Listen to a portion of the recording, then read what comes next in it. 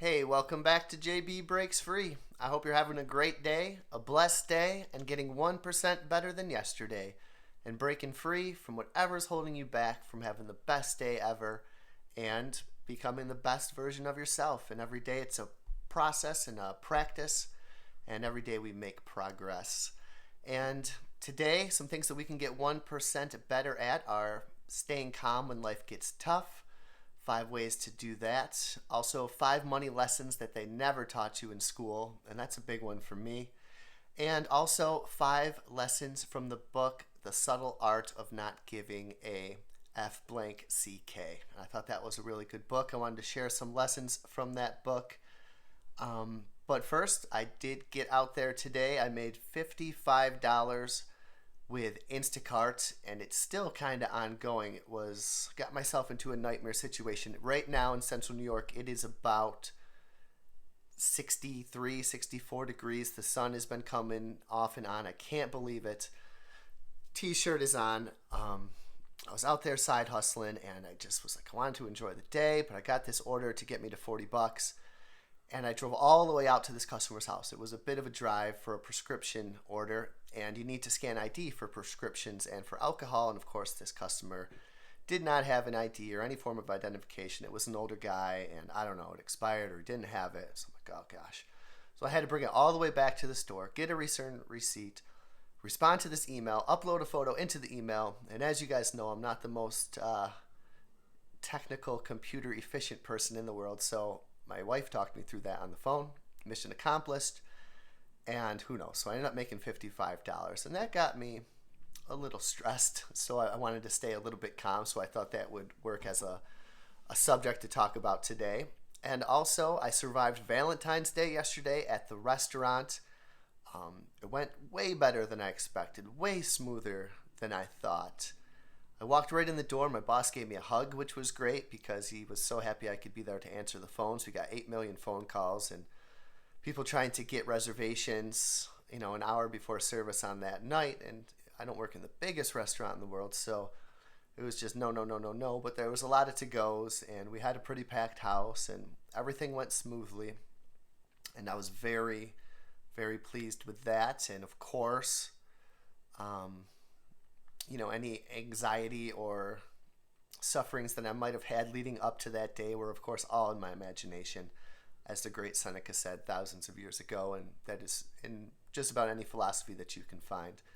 So, of course, that was another great lesson learned, and that also is one of the things I want to talk about today and how I dealt with kind of just staying calm before work yesterday when life gets going.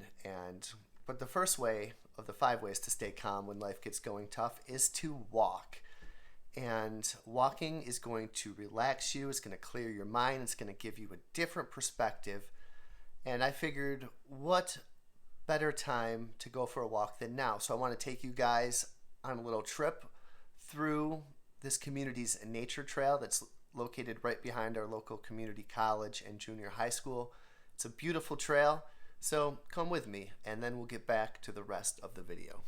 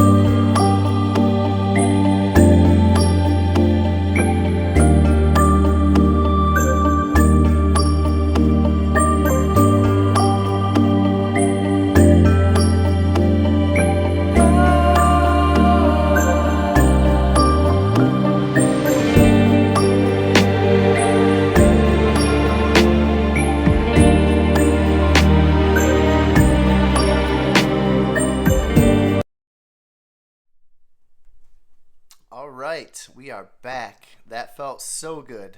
My car says 71 on the dashboard. I think my phone says about 62. I don't know. It might be somewhere in the middle. What a beautiful day. Never take great days for granted. You can hear the kids playing at the elementary school just a couple blocks away. Them outside screaming. Remember those days when my kids get out? They're gonna want to go for a bike ride for sure. So it's all good. I feel more calm. I feel more clear after that walk. It was just beautiful, and I hope you enjoyed the scenery too. But getting back to the list of 5 ways to calm yourself when life is getting tough. So we talked about walk. Number 2, indulge. And I did a little bit of this yesterday. It's just to take a day off and do what you want. Watch that Netflix series. Anything that's going to make you feel better. Have something special to eat or drink. I got myself a Dunkin' Donuts coffee because I just needed a little treat before that Valentine's Day night of service. And, it made me feel good. It made me feel ready to go. I got in there and I was ready to rock. Number 3, be generous. Being kind, giving is going to make us feel good inside. So be generous. Number 4, educate yourself. And this is probably the most important. I mean, we can all go for walks. We can indulge in moderation. We can give. But I think educating yourself on what you're experiencing and arming yourself with the knowledge and resources to face that issue head on, whether it's fear, we know action cures fear, whether it's anxiety, we know that we suffer more in imagination than in reality, and we've been able to overcome every situation up until now and be able to overcome the rest also. The resources to face the problem head on: meditation, focus, philosophy, a set of principles. I think all that is going to go a long way to calm yourself when life gets tough, and also remind yourself of what you have to offer. So I was a little anxious yesterday about that shift, not in any bad way, like just, okay, it's going to be busy, I'm going to be running my butt off type of way. Not that I was in fear that I couldn't do it, or that I might get screamed at by my boss for no reason, as we've kind of talked, but just, can I get through this? Remind yourself what you have to offer. I've been doing this, been a server for 17 years. I'm not a rookie anymore. I can, I'm playing a different game out there, and it is a game. I can make it a game because I like to gamify life, and it's fun, and I like the challenge. And the safest place for me on those nights is right in the middle of it, because you're doing it and you feel good, and it's no big deal. So those are 5 ways to calm yourself when life gets tough. Let me know what you think, or any other things that you would add to the list. Second topic for today is 5 money lessons that they never taught you in school. And this frustrates me a little bit. I know I probably was not the most receptive student in the world back then. I consider myself a student of life now. Back then, I'd like to give that boy a slap, but I do know that a lot of this wasn't taught, and that I think if more people were exposed to it more than once as practice, I think a lot of it would sink in, and this can help us in our adult lives. And I never really became aware of this until my mid to late 30s. I'm 42 now. I'll be 43 in March. Number 1, pay yourself first. Your savings, your retirement, your insurance, and yes, your debt if you still have it. If you buy the other stuff first, you're not going to have as much for your savings, your retirement, your insurance, and your debt, and you'll still just be in that endless rat race cycle, and you'll be slave to the lender. The debtor is slave to the lender. And that is going to help you achieve long-term success. And I know that we talk about pay yourself first more than once on this channel. We're probably going to talk about it again because it's such a crucial thing, and it does take practice. Number 2, that money isn't the only thing. It's just mind-boggling to come up, to be comfortable with that idea, with that philosophy. Money isn't the only thing. Happiness, especially long-term, is going to deal with time. It's going to deal with relationships, and it's going to deal with your well-being. And today, I got thinking as I was walking, I'm free as a bird. And I got thinking about the song Freebird, and do I want to play that song on the channel at some point? And then I got thinking of my mom's favorite song for me, which is Simple Man by Leonard Skinner. And she would play it. Okay, Mom, okay. And it's cool, but I never really gave it much thought. I actually just kind of strummed a few chords and looked at the lyrics, and it's pretty deep. And it's kind of how my life is. So it's pretty amazing. And I think she thought of that song for me as I was probably going through some tough parts in life. But now I have time. What a great life I have to be able to go for a walk on a 65-degree day. I can do it. My well-being is, I feel great. My well-being is great. It's better than it's ever been. And I accomplished that through practice and through hard work. Didn't just snap my fingers. And relationships. I'm happy to have great relationships with my coworkers, with my friends near and far, with my family, with myself, and with you. And those are all not taken for granted. And money isn't the only thing. I think it said, don't chase like the rich man's gold in that song Simple Man, and just to take it slow and be satisfied, right? And be satisfied because you're a simple kind of man. And that's what we talk about in this channel all the time, being satisfied, being content. Money isn't the only thing. Spending isn't going to make you happy. Things that they never taught you in school. Number 3 is going to be developing and understanding a money mindset. To get organized. To be aware of your spending. Aware, I like the word aware. Awareness is going to lead to peace, is going to lead to freedom, is going to lead to knowledge. Be aware of our thoughts, be aware of our spending so you know where it goes. Financial goals. I didn't really have any financial goals. Couldn't grasp the idea of retirement as somebody in my mid-20s who liked to go out way too much. And all I cared about was paying the rent for the apartment. That was my deal. Stupid.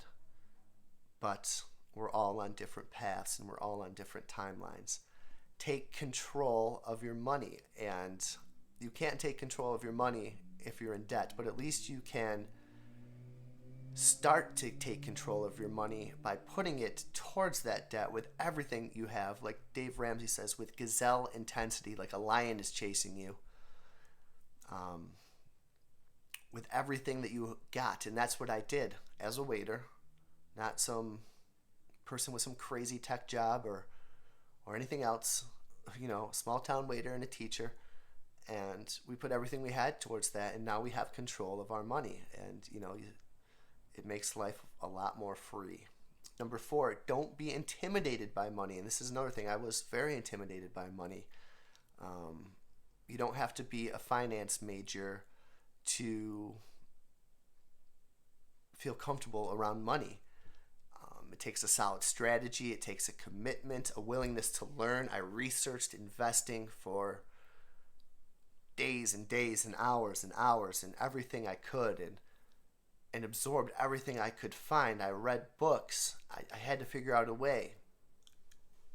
And I always say on this channel, I would never think that a waiter could invest. That was only something for, restaurant owners or businessmen or just bosses in general. How could a waiter with no understanding, with no money mindset, with no concept of paying yourself first, with anything like that.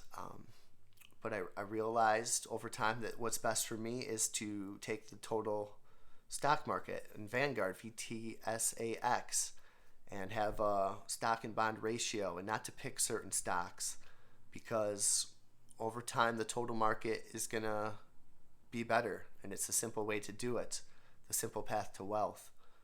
And that's what I was comfortable with, and that works for me. You got to find out what works for you. Maybe you can do it a little better. Who knows? But that works for me, and it seems like a lot of people in the financial independence community would recommend that strategy. So that was good for me. I talked about the book, The Simple Path to Wealth, before. I'll link it down below. Life-changing book for me. It's a step forward, I think, from Dave Ramsey's Total Money Makeover, which I think is for beginners with a ton of debt, and then I think you can take it a step further from getting out of debt and saving 10% to getting out of debt and saving 50%, 60%, and really starting to accumulate wealth and start to think about freedom. And then number 5, things they never taught you about money in school: accountability, responsibility. You're responsible for your money actions, honesty. In this household, we had a situation where we were not honest with our debt, with each other and ourselves. And responsibility, I took it as my responsibility, not my wife's responsibility. As a man, I take responsibility. I had my head in the sand, right? I didn't want to know. I left everything on her. And then I put it to myself to learn to figure out a better way, and we are closer because of that. And also to recognize how your choices affect your financial outcomes. New cars keep the middle class poor. Are you collecting a hoard of meaningful objects that have to represent you too? In one of the songs I sang on a prior video, like, it's not about stuff, it's about freedom of time, freedom to develop your relationships, freedom to develop your well-being.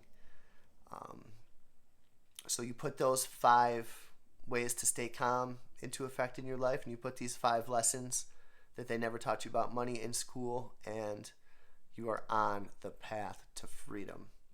And the next topic I want to talk about today is 5 lessons from the book The Simple Art of Not Giving a F, blank U-C-K. And I think you'll get some benefits out of this. I know I did. All right, so let's get into 5 lessons from the subtle art of not giving a F that can just really bring more freedom to your life. And that's what we're doing here. We can get 1% better at these 5 lessons. Number 1, not giving a F does not mean being indifferent. It means being comfortable with being different. And I think being different is being free, because I don't see a lot of freedom going on if you are in debt, if you're spending money to buy stuff to make you happy, if you are not in control of your time, your well-being, your relationships, if you're caring about what other people think about you. Be comfortable with being different, and then you are free. And I think we can all be different in our own ways. We can't all be different the same, right? Because that would not just be the same. We can be different in our different ways. And different for me means driving a car that's paid off, not needing the newest gadgets, not caring about what people think, not having to have the nicest clothes, being okay with wearing the same thing, just being in control of your emotions, all just different, being not tuned into the news, all ways that we can be different and that we can be free. And number 2, who you are is defined by what you are willing to struggle for. And what I was willing to struggle for was freedom, a better way of life, a better way to spend my time, to struggle for more control of my time, to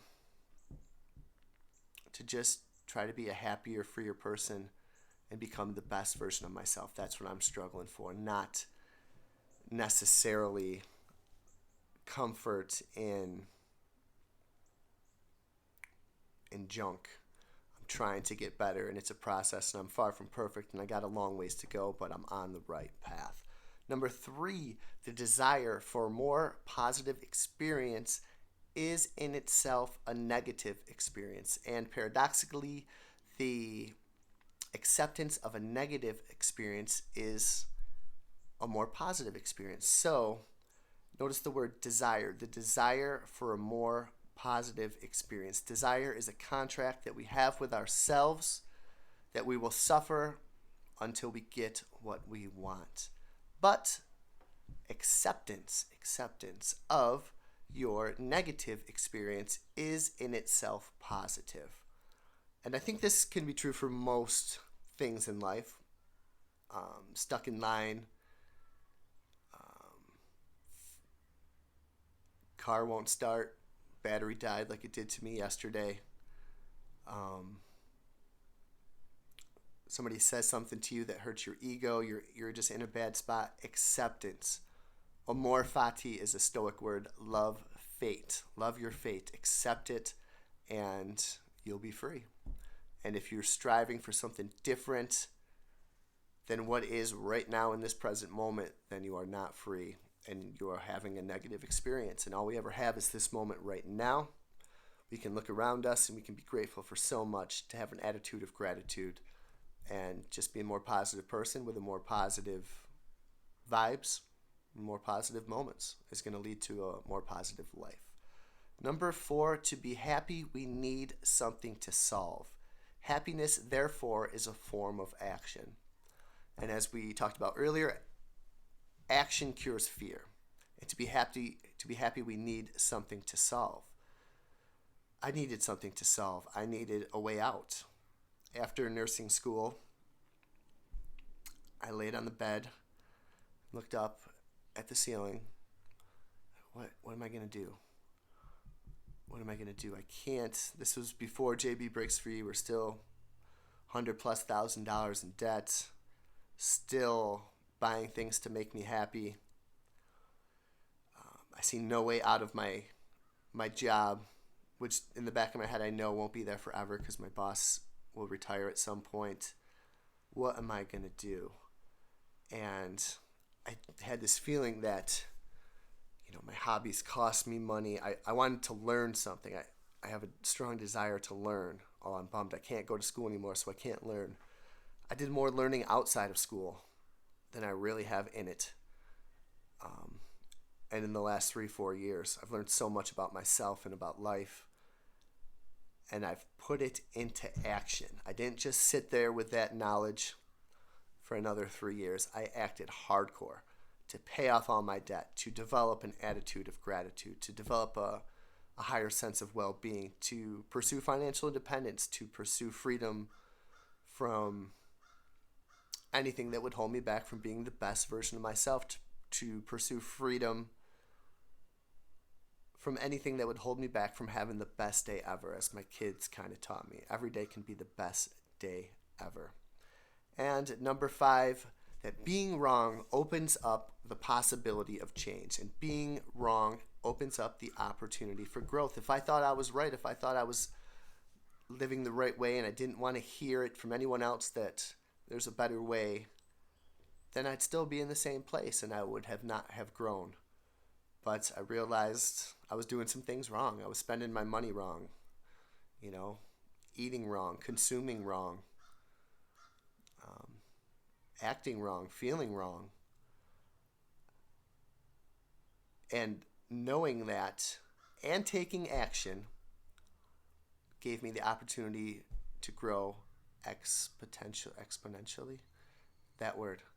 And that growth is still compounding. And with every day that passes, since the moment where I started to live right for what works for me, until now, that growth continues to compound. So I hope you take these 5 lessons with you throughout the day. Let me know any other lessons that you may think about. And I think I'll end up this video with just a couple verses of that song to kind of tie it in with my song for my dad and this song by Leonard Skinner, Simple Man. And I hope you have a great day, and I'll see you soon.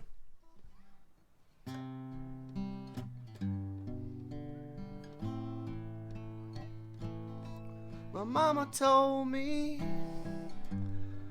when I was young, come sit beside me, my only son, and listen closely to what I say. And if you do this, it'll help you some sunny day. Well, take your time, Don't live too fast. Troubles come and they will pass. Go find a woman and you'll find love. And don't forget, my son, there's someone up above.